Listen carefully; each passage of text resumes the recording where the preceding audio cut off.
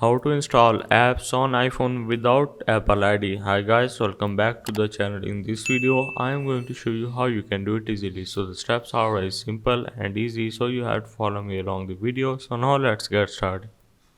First of all, open your setting application and you have to click on the screen time and you have to go for this content and privacy restrictions.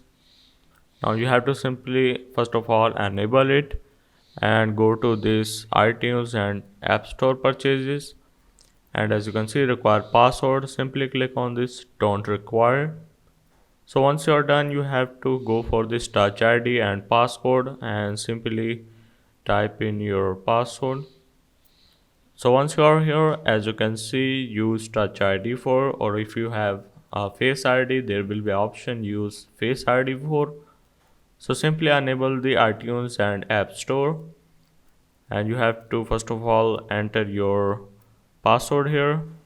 So if I click on this download button and it will start downloading as it's on by simply our face ID or touch ID.